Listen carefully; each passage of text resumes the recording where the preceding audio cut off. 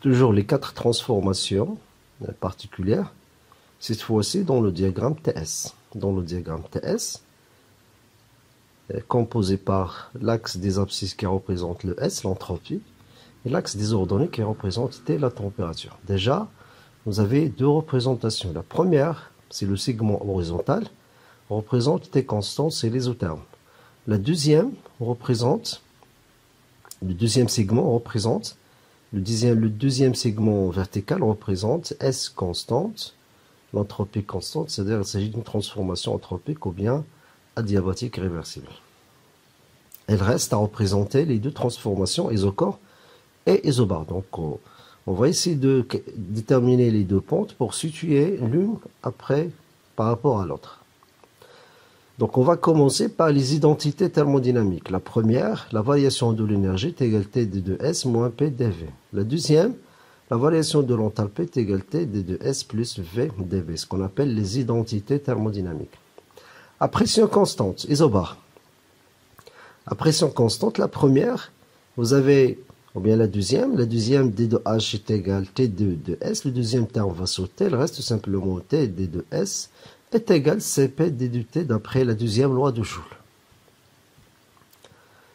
Donc je peux écrire dt sur d de S dans le cas de l'isobar, donc à partir de cette égalité T d de S est égal Cp d de T, je peux écrire dt sur d de S est égal T sur Cp.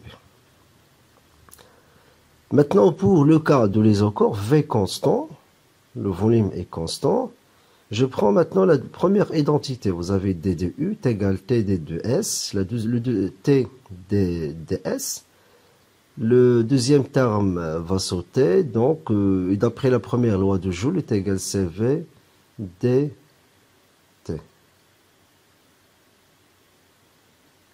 Voilà.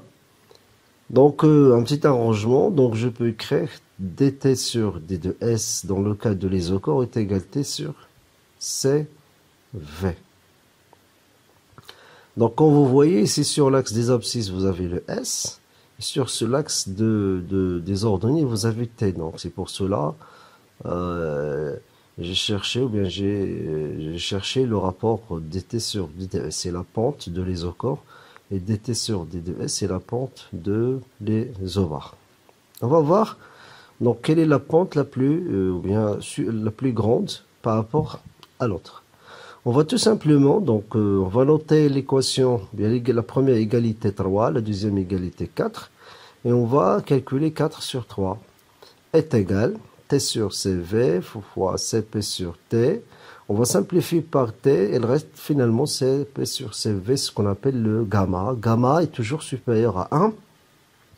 Ça veut dire que la pente 4, c'est la pente de l'isochore, est supérieure à la pente 3 de l'isobar. Donc je reviens au diagramme TS. Donc voilà les deux courbes, la première et la deuxième. Donc laquelle représente l'isochore et laquelle représente l'isobar.